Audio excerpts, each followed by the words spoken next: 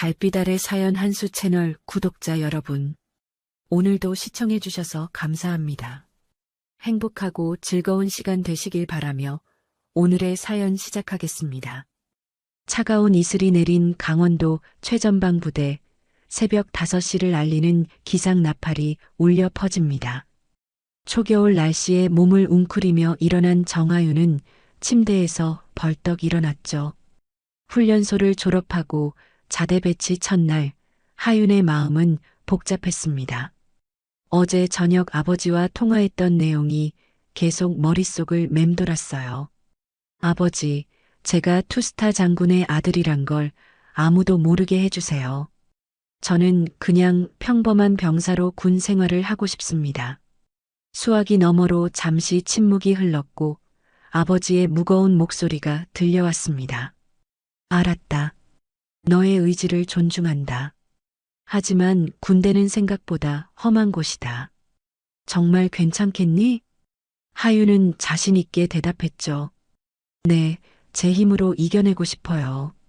논산 훈련소의 고된 훈련을 거쳐 최전방 부대에 배치된 하윤은 아무도 모르는 곳에서 새로운 시작을 하고 싶었습니다. 남들처럼, 아니 남들보다 더 열심히 군 생활을 해내겠다는 결심이었어요. 내무반에 들어선 하윤은 옷장 정리부터 시작했습니다. 물통을 선반 위에 올려놓으려던 찰나 균형을 잃은 물통이 옆 침대로 떨어졌어요. 그리고 그곳엔 고참의 침낭이 깔려 있었습니다. 순식간에 물이 침낭을 적셨죠. 뭐 하는 짓이야? 날카로운 목소리에 하윤은 얼어붙었습니다. 선임병 넷이 내무반으로 들어오며 상황을 지켜보고 있었던 겁니다. 그중 한 명이 천천히 다가와 하윤의 명찰을 확인했어요. 정하윤, 이등병, 첫날부터 건방지게 구네. 죄송합니다. 실수였습니다. 하윤은 고개를 숙였습니다. 실수? 그래, 실수겠지. 근데 왜 사과는 안 하고 변명부터 하지? 선임병의 목소리가 더 날카로워졌어요. 죄송합니다. 하윤은 다시 한번 고개를 숙였습니다. 그때 내무반 문이 열리며 또 다른 상병이 들어왔습니다. 다른 선임병들이 일제히 경직되는 모습에 하윤은 고개를 들었어요. 키가 크고 날카로운 눈빛을 가진 그 상병은 방금 벌어진 일을 한눈에 파악한 듯 했죠. 새로운 이등병이 벌써 사고치네. 상병은 천천히 하윤에게 다가왔습니다. 난 박도윤 상병이다. 이 생활관의 왕고참이야. 앞으로 내가 여기서 편하게 지낼 생각은 하지 마. 알겠어? 하윤은 묵묵히 네라고 대답했습니다. 군대라는 곳이 이런 곳이라 생각했기에 억울함을 표현하지 않았어요. 하지만 그날부터 하윤의 고된 군 생활이 시작됐죠. 그날 이후 정하윤은 박도윤 상병의 특별한 관심 대상이 되었습니다. 아침 기상부터 저녁 취침까지 도윤의 날카로운 시선이 하윤을 따라다녔죠. 특별히 심한 구타나 가혹행위를 하진 않았지만 도윤은 미세한 방법으로 하윤을 괴롭혔습니다. 식사 시간에는 항상 마지막으로 배식을 받게 했고 끝나기 5분 전에 식판을 들고 와 빨리 먹으라고 재촉했어요. 하윤은 매번 반쯤 남은 식사를 포기해야 했습니다. 부대 내에서 도윤은 특별한 존재였습니다. 겉으로는 말하지 않았지만 그의 아버지가 국방부 장관이란 사실을 모두가 알고 있었죠. 아이러니하게도 도윤은 군 생활을 제대로 했습니다. 아버지의 권력을 이용하지 않고 오히려 더 모범적인 병사로 인정받았어요. 아버지 등 뒤에 숨는 놈들은 혐오스럽다라는 그의 말은 부대 내에서 일종의 명언처럼 퍼져 있었습니다. 그런 도윤이 하윤에게 유독 나를 세우는 이유는 무엇이었을까요? 하윤의 눈빛이었습니다. 말이 적고 조용하게 명령에 복종하면서도 결코 비굴해 보이지 않는 그 눈빛이 도윤을 자극했죠. 저 자식은 틀림없이 빽 믿고 깝치는 놈이야라는 생각이 도윤의 머릿속에 자리 잡았습니다. 정아윤, 너 집안이 뭐 대단한 거 있지? 어느 날 도윤이 갑자기 물었습니다. 아닙니다. 평범합니다. 하윤은 담담하게 대답했어요. 평범? 그럼 왜 그렇게 눈빛이 당당해? 내 앞에 선임이 서 있는데? 죄송합니다. 고치겠습니다. 하윤은 더 고개를 숙였지만 도윤은 만족하지 못했습니다. 그날부터 도윤의 괴롭힘은 더 노골적으로 변했어요. 밤 11시 소등 후 모두가 잠든 틈을 타 하윤을 화장실로 불러내 팔굽혀펴기 100개를 시키기도 했습니다. 겨울철 얼음장같이 차가운 바닥에 엎드려 뻗쳐를 시키고는 넌 특별해, 정아윤. 그래서 특별 대우를 해주는 거야. 라며 비웃었죠. 하윤의 침대 옆 사병은 밤마다 들려오는 하윤의 고통스러운 숨소리를 들었지만 모른 척했습니다. 누구도 도윤에게 맞서고 싶지 않았어요. 그저 저 신병도 참 재수없게 생겼지라며 하윤을 외면했죠. 가장 힘든 건 식사 시간이었습니다. 도윤은 종종 하윤의 밥그릇에서 반 이상을 자신의 식판으로 옮겨 담았어요. 살 좀 빼야 군인답지. 내가 널 진짜 군인으로 만들어줄게. 도윤의 말에 주변 병사들은 억지 웃음을 지었습니다. 하윤은 하루하루가 지옥 같았습니다. 아버지에게 전화해 도움을 청할 수도 있었지만 그럴수록 더 고집이 생겼어요. 내가 스스로 헤쳐나가야 한다. 아버지에게 도움을 청하는 순간 난 그저 장군의 아들일 뿐이다. 한 달이 지나고 두 달이 지나면서 하윤의 몸은 점점 야위어 갔습니다. 얼굴은 더 창백해졌고 눈에는 생기가 사라졌어요. 그런 하윤을 보며 도윤은 더욱 집요하게 괴롭혔죠. 마치 하윤이 무너지는 순간을 기다리는 듯 했습니다. 그러던 어느 새벽 도윤은 5분 일찍 기상나팔이 울리기도 전에 하윤을 깨웠습니다. 이등병 훈련이다. 빨리 나와. 하윤은 얼어붙은 강원도의 새벽 공기 속에서 도윤의 지시에 따라 연병장을 달렸습니다. 그리고 그날 하윤의 인내는 마침내 한계에 다다르게 됩니다. 그날 새벽 서리가 내린 연병장에서 정하윤은 숨이 턱까지 차오르도록 달렸습니다. 박도윤은 가끔 멈추어 서서 더 빨리 라고 소리쳤어요. 연병장을 10바퀴 돈 후 하윤은 거의 쓰러질 지경이었습니다. 이제 팔굽혀펴기 50개다. 도윤이 명령했죠. 하윤은 힘겹게 자세를 잡았고 차가운 아스팔트 위에서 몸을 올렸다 내렸다 반복했습니다. 30개 정도를 했을 때 도윤이 갑자기 하윤의 등 위에 발을 올렸어요. 이렇게 하면 더 운동이 되지. 도윤의 목소리에는 조롱이 묻어 있었습니다. 하윤은 갑작스러운 압박에 팔이 떨렸지만 계속해서 운동을 이어갔어요. 마지막 몇 개를 남겨두고 있을 때 도윤은 갑자기 발로 하윤의 등을 강하게 밀었습니다. 너무 느려. 빨리 해. 그 순간 균형을 잃은 하윤은 얼굴부터 바닥에 부딪혔어요. 이마가 아스팔트에 세게 부딪히며 찢어졌고 코에서는 피가 흘러내렸습니다. 몸을 일으키려 했지만 머리가 너무 아팠죠. 시야가 흐려지고 귀에서는 윙윙거리는 소리가 들렸어요. 야, 일어나. 누가 쉬라고 했어? 도윤이 다가와 하윤의 어깨를 발로 찼습니다. 하윤은 가까스로 몸을 일으켜 도윤을 바라봤어요. 눈에서는 눈물이 흘러내렸고 코에서 흐르는 피가 입안으로 들어와 짠맛이 느껴졌습니다. 하지만 그는 여전히 아무 말도 하지 않았죠. 뭐야, 울어. 군인이 웬 눈물이야?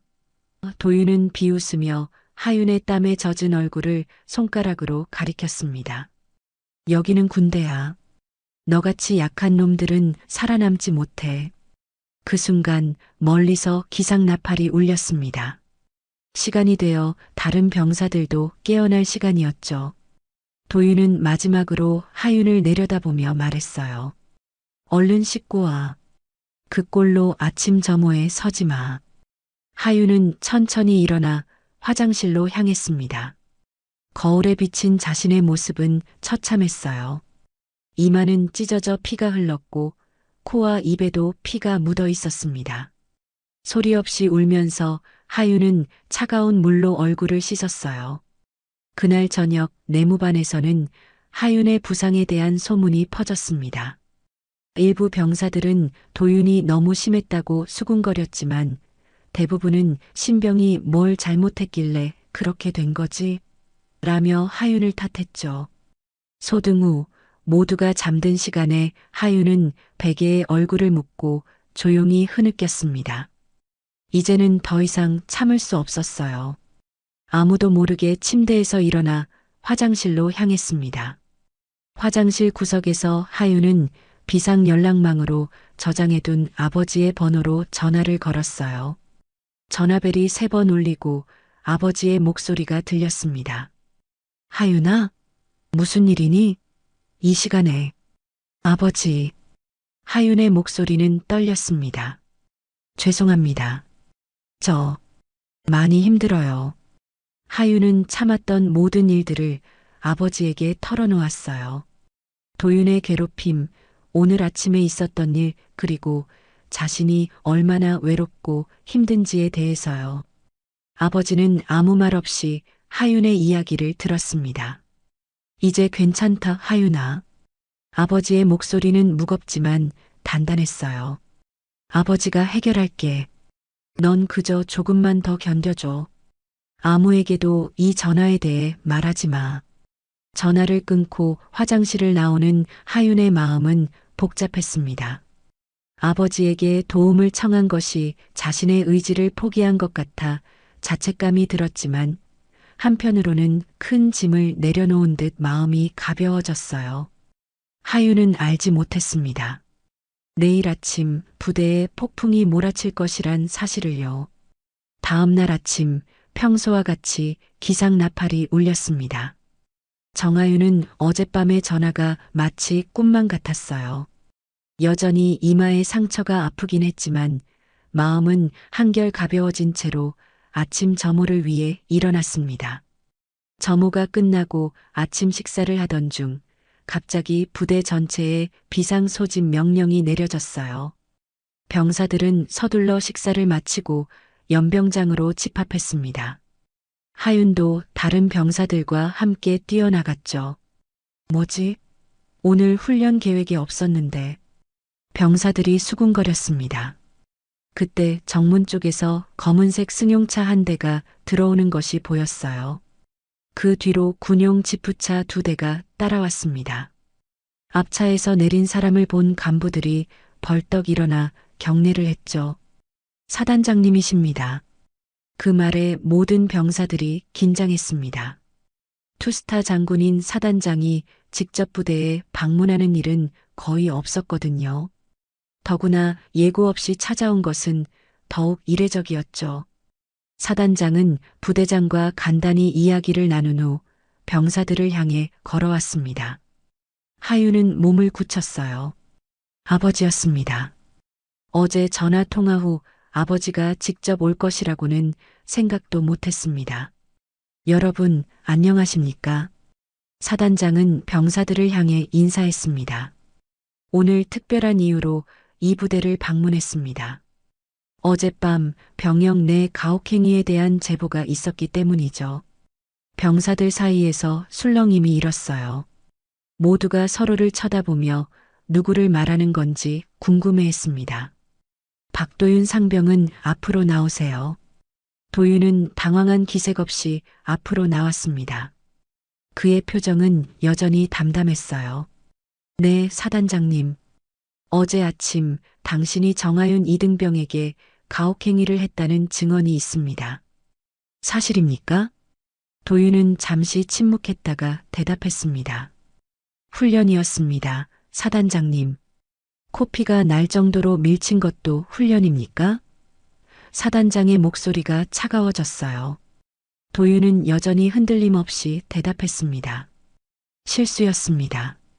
하지만 군인은 그 정도는 견뎌야 한다고 생각합니다. 그 순간 사단장의 눈에서 분노가 번쩍였지만 그는 감정을 억누르고 말했어요. 정하윤 이등병은 앞으로 나오세요. 하윤은 천천히 앞으로 나왔습니다. 아버지와 눈을 마주치지 않으려 애썼어요. 이마의 상처는 어떻게 된 겁니까? 사단장이 물었습니다. 훈련 중 넘어졌습니다. 사단장님. 하윤은 담담히 대답했어요. 누가 밀었습니까? 제가 균형을 잃었습니다. 사단장은 한숨을 쉬었습니다. 그때 부대 정문 쪽에서 다시 한번 소란이 일었어요. 이번에는 더 큰 차량들이 들어왔고 그중 한 대에서 내린 사람을 보고 모든 사람들이 놀랐습니다. 국방부 장관이었죠. 도윤의 얼굴이 처음으로 굳어졌습니다. 아버지가 부대에 온 것입니다. 국방부 장관은 사단장을 향해 걸어왔고 두 사람은 서로를 바라보았어요. 긴장감이 연병장 전체를 감쌌습니다. 헌병대장이 국방부 장관에게 다가가 귓속말로 뭔가를 전했고 장관은 고개를 끄덕였습니다.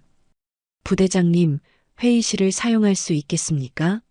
사단장님과 개인적인 대화가 필요합니다. 국방부 장관이 말했어요. 부대장은 서둘러 대답했습니다. 네, 장관님. 바로 준비하겠습니다. 사단장은 하윤을 한 번 더 바라본 후 국방부 장관을 따라 부대 본부 건물로 향했습니다. 모든 병사들은 그저 멍하니 그들의 뒷모습을 바라볼 뿐이었어요. 도윤은 여전히 자리에 서 있었습니다. 그의 표정에는 이제 조금의 동요가 보였어요. 하윤은 도윤을 바라보았고 처음으로 두 사람의 시선이 정면으로 마주쳤습니다. 도윤의 눈에는 분노와 함께 어떤 복잡한 감정이 서려 있었어요. 부대장이 돌아와 모든 병사에게 해산 명령을 내렸습니다. 일과 진행하세요. 박도윤 상병과 정하윤 이등병은 대기하도록. 모두가 흩어지는 가운데 하윤과 도윤은 그 자리에 남겨졌습니다. 두 사람 사이에는 말로 표현할 수 없는 긴장감이 감돌았어요. 부대 회의실 사단장과 국방부 장관이 마주 앉았습니다. 두 사람 사이에는 무거운 침묵이 감돌았어요. 창문 너머로 연병장에 서 있는 정하윤과 박도윤의 모습이 희미하게 보였습니다. 국방부 장관이 먼저 입을 열었습니다. 선배님, 아직도 최전방에 계실 줄은 몰랐습니다. 제가 그 마음을 너무 늦게 알았습니다. 사단장은 약간 놀란 표정으로 장관을 바라봤어요. 장관님께서 저를 아십니까? 네, 알고 말고요. 선배님께서 육사 재학 시절 생도대장이셨을 때 저는 1학년이었습니다. 항상 멀리서 존경해왔죠. 장관의 목소리에는 진심이 묻어 있었어요. 사단장은 가볍게 미소 지었습니다. 기억이 나는군요. 그때 후배들 중에 특별히 눈에 띄는 생도가 있었습니다. 그게 장관님이셨군요. 잠시 두 사람 사이에 과거의 추억으로 인한 따뜻함이 감돌았지만 곧 현실의 무게가 다시 내려앉았어요. 제 아들의 행동에 대해 사과드립니다. 장관이 무거운 목소리로 말했습니다. 도윤이가 그런 짓을 했다는 걸 알았다면 즉시 조치했을 겁니다. 사단장은 고개를 저었어요. 저도 마찬가지입니다. 하윤이가 그런 일을 당하고 있었다는 사실을 어젯밤에야 알았습니다. 장관의 눈이 커졌습니다. 정하윤 이등병이 사단장님의 아들입니까? 네, 그렇습니다. 하지만 하윤이는 그 누구도 자신이 누구의 아들인지 모르게 해달라고 했죠. 자신의 힘으로 군 생활을 해내고 싶다고 했습니다. 사단장의 목소리에는 자부심과 슬픔이 섞여 있었어요. 놀랍군요. 제 아들 도윤이도 마찬가지였습니다. 아버지의 그늘에서 벗어나 진짜 군인이 되고 싶다고 했죠. 장관은 쓴웃음을 지었습니다. 사단장은 책상 위에 놓인 보고서를 펼쳤어요. 헌병대의 조사에 의하면 하윤이는 한 번도 이 일에 대해 말한 적이 없었다고 합니다. 다른 병사들의 증언도 비슷해요. 정하윤은 항상 침묵했다. 불평 한 번 하지 않았다. 고개를 숙이고 명령에 복종했을 뿐이라고요. 장관은 깊은 한숨을 내쉬었습니다. 반면 도윤이는 솔직히 말씀드리겠습니다. 권력을 이용하진 않았지만 자신이 국방부 장관의 아들이라는 사실을 은연중에 드러냈던 것 같습니다. 아버지에 대한 반발심으로 오히려 더 강한 모습을 보이려 했던 것 같아요. 우리 아이들이 서로를 만났다는 게 아이러니하군요. 사단장이 말했습니다. 네, 정말 그렇습니다. 장관은 창밖을 바라보았어요. 두 아이 모두 우리와는 다른 길을 가고 싶어 했는데 결국 우리 때문에 이런 상황이 되었습니다. 잠시 침묵이 흘렀습니다. 두 사람 모두 복잡한 감정에 잠겨 있었어요. 국방부 장관이 다시 입을 열었습니다. 제가 직접 도윤이를 불러 이야기하겠습니다. 그리고 이 일의 책임을 지게 하겠습니다. 그럴 필요까진 없습니다. 젊은이들의 다툼일 뿐이니. 사단장이 말했지만 장관은 고개를 저었어요. 아닙니다, 선배님. 이건 단순한 다툼이 아닙니다. 도윤이는 분명한 잘못을 저질렀고 그 대가를 치러야 합니다. 제가 아버지로서 또 국방부 장관으로서 그 책임에서 도윤이를 벗어나게 한다면 어떤 메시지를 전하게 될까요? 장관의 목소리는 단호했습니다. 사단장은 장관의 결심을 존중하는 눈빛으로 고개를 끄덕였어요. 알겠습니다. 그럼 이제 어떻게 하시겠습니까? 도윤이를 불러주시겠습니까? 그리고 하윤이도 함께요. 두 사람 모두 이 상황을 직접 마주해야 한다고 생각합니다. 사단장은 수행원에게 지시했고 잠시 후 하윤과 도윤이 회의실로 들어왔습니다. 두 병사 모두 긴장한 표정이었지만 도윤의 눈에는 조금의 두려움도 보이지 않았어요. 하윤은 여전히 고개를 숙인 채 아버지와 눈을 마주치지 않으려 했습니다. 도윤은 국방부 장관을 보자 경직되었지만 곧 군인다운 자세를 취했어요. 아버님, 국방부 장관은 아들을 바라보며 깊은 한숨을 내쉬었습니다. 그리고 그 순간 모두가 예상치 못한 일이 벌어졌죠. 국방부 장관은 천천히 자리에서 일어났습니다. 그리고 예상치 못한 행동을 했어요. 깊이 고개를 숙인 것입니다. 정하윤 이등병, 먼저 당신에게 사과하겠습니다. 내 아들이 당신에게 행한 일에 대해 아버지로서 책임을 통감합니다. 회의실 안에 침묵이 내려앉았어요. 하윤은 당황한 표정으로 고개를 들었고 도윤의 얼굴에는 복잡한 감정이 스쳐 지나갔습니다. 아버지, 도윤이 작은 목소리로 말했지만 장관은 손을 들어 그를 멈추게 했습니다. 도윤아, 내가 한 일은 단순한 병역 내 괴롭힘이 아니다. 그것은 권력의 남용이며 군인으로서의 명예를 저버린 행동이다. 장관의 목소리는 낮지만 무게가 실려 있었어요. 도윤은 입술을 깨물며 침묵했습니다. 그의 눈에는 이제 깨달음의 빛이 서서히 번져가고 있었어요. 그건 제 잘못입니다. 도윤이 마침내 입을 열었습니다. 정하윤 이등병에게 했던 모든 행동은 제 선택이었습니다. 아버님께서 책임지실 일이 아닙니다. 장관은 아들을 바라보다가 천천히 고개를 저었어요. 아니다. 내가 그런 행동을 할 수 있었던 바탕에는 내가 있었다.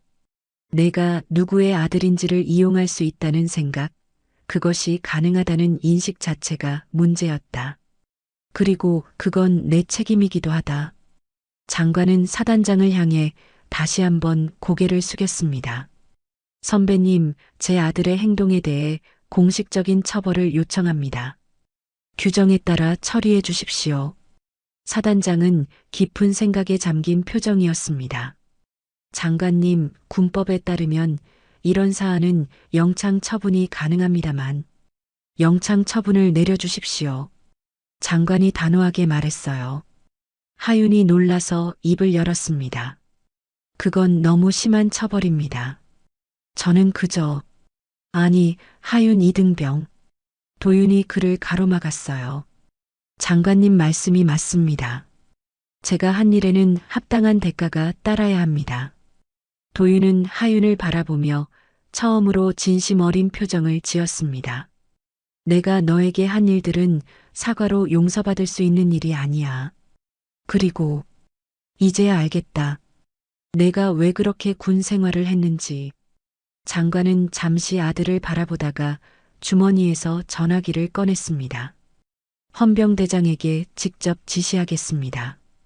전화 통화 후 회의실 문이 열리고 헌병대 장교 둘이 들어왔어요.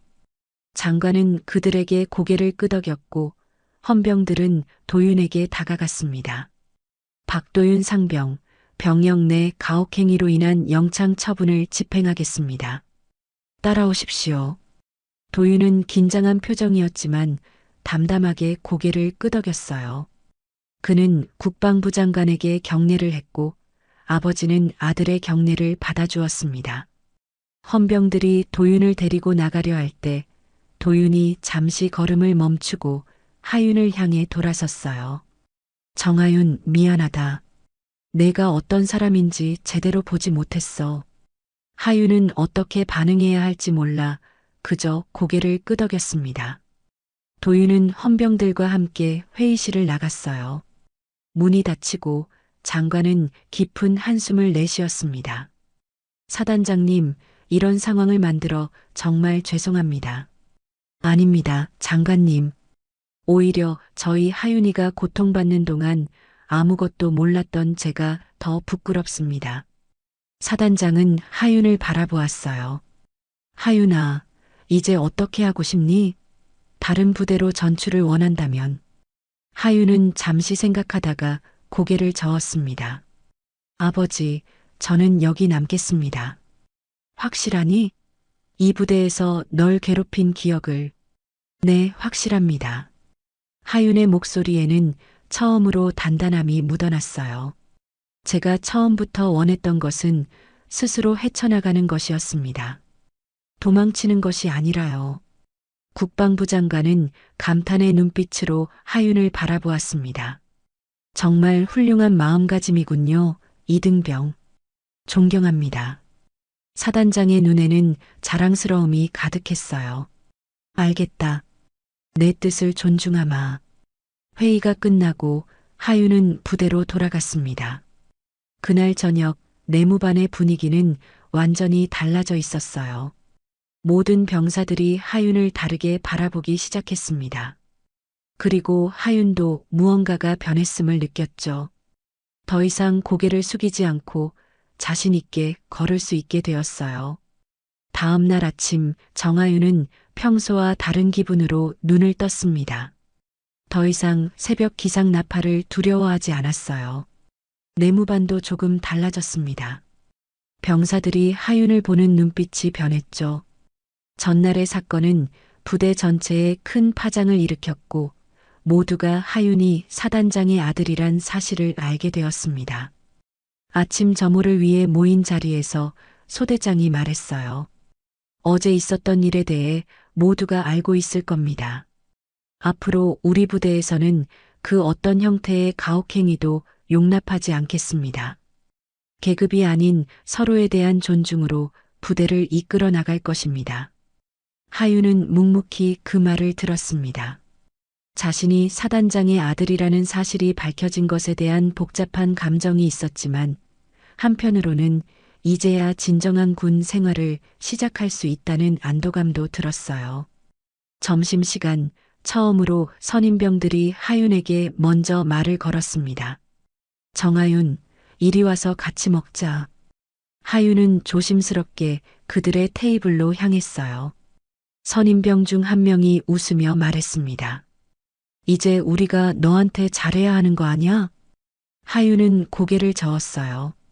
그럴 필요 없습니다. 저는 그냥 다른 병사들과 똑같이 대해주셨으면 좋겠습니다. 아니, 그게 아니라 선임병이 진지한 표정으로 말했습니다. 우리가 내가 괴롭힘 당하는 걸 보고도 아무것도 하지 않았어. 그게 미안해서 그래. 하윤은 놀랐지만 고개를 끄덕였어요. 이해합니다. 저도 더 당당하게 말했어야 했는데. 아니, 넌 정말 대단했어. 다른 선임병이 말했습니다. 그 상황에서도 끝까지 참고 견뎠잖아. 우리였다면 그렇게 못했을 거야. 하윤은 처음으로 마음을 열고 선임병들과 대화를 나누었습니다. 그들은 하윤에게 이름으로 불러주었고 하윤도 조금씩 자신을 표현하기 시작했어요. 오후 훈련은 평소보다 더 활기찼습니다. 하윤은 처음으로 자신의 능력을 제대로 발휘할 수 있었어요. 사격 훈련에서 하윤은 뛰어난 성과를 보였고 부대원들은 놀라움을 감추지 못했습니다.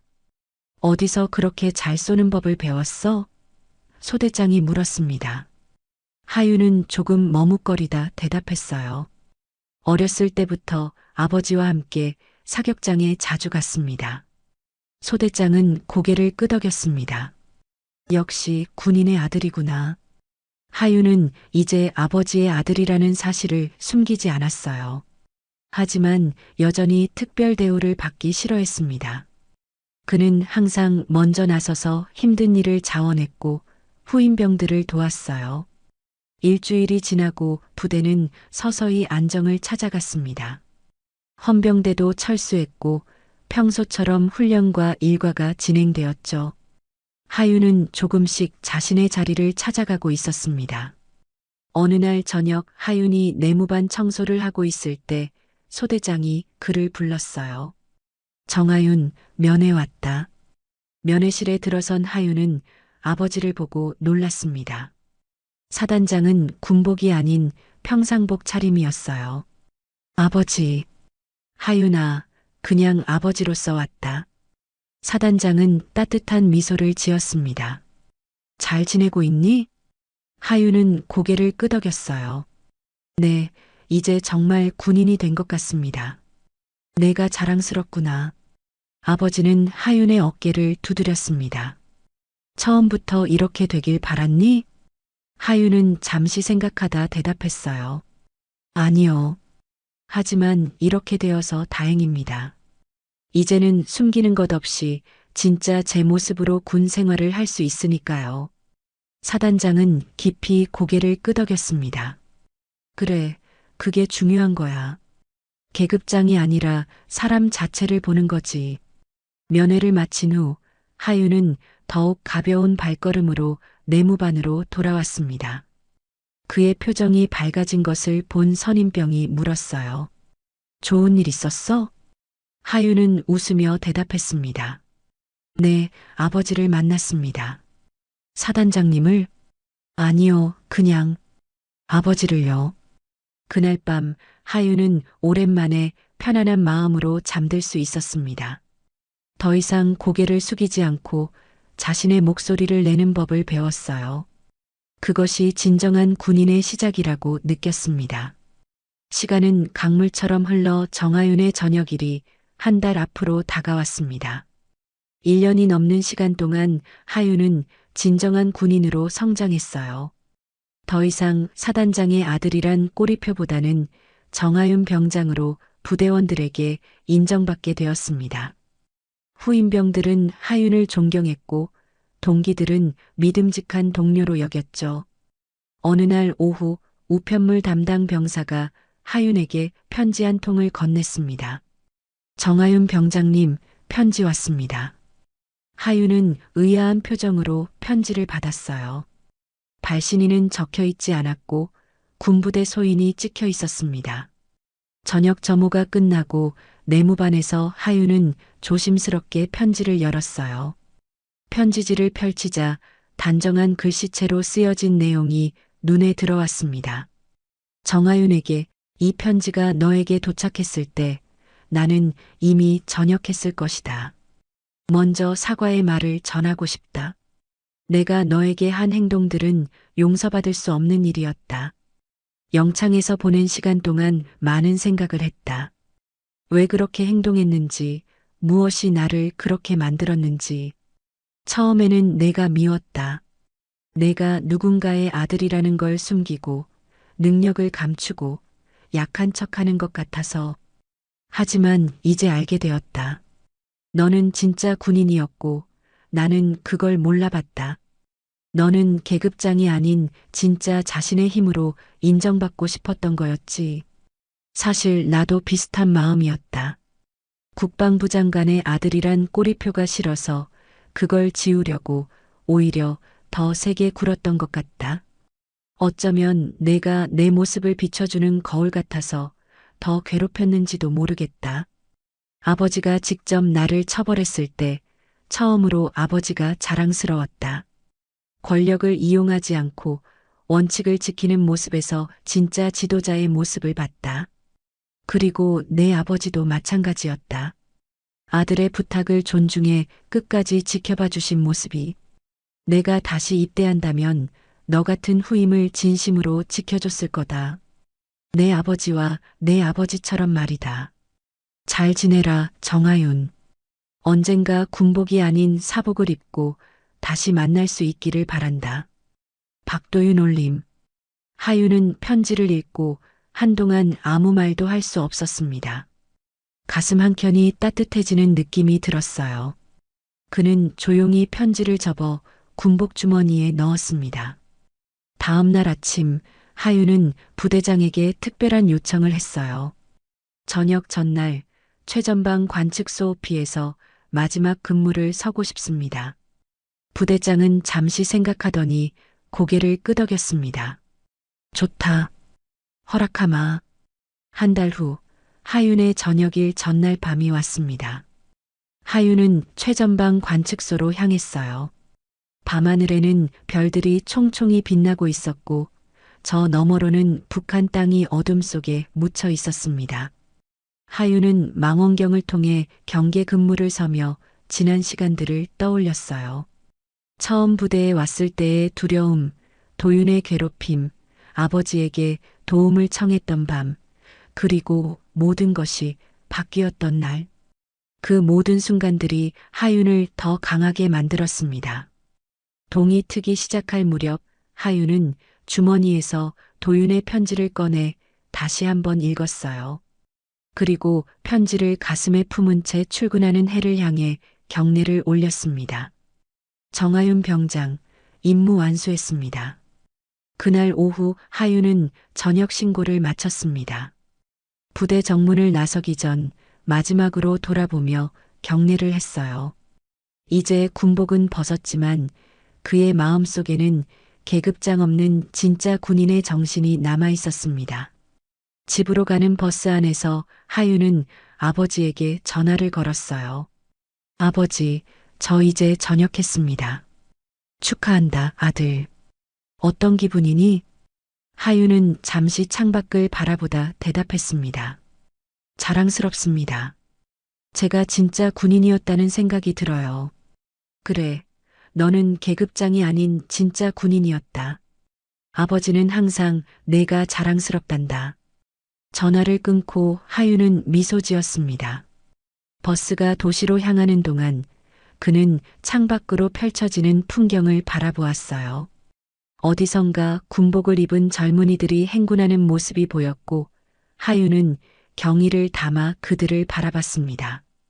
이제 하윤에게는 새로운 시작이 기다리고 있었고 군대에서의 경험은 그의 인생의 값진 교훈이 되었습니다. 계급장이나 지위가 아닌 진정한 자신의 모습으로 살아가는 법을 배웠으니까요. 멀리서 울리는 군가 소리가 바람을 타고 하윤의 귓가에 맴돌았습니다. 그 소리는 마치 계급장 없는 군인 정하윤을 위한 마지막 경례 같았어요. 버스는 계속해서 달렸고 하윤의 새로운 인생도 그렇게 시작되었습니다.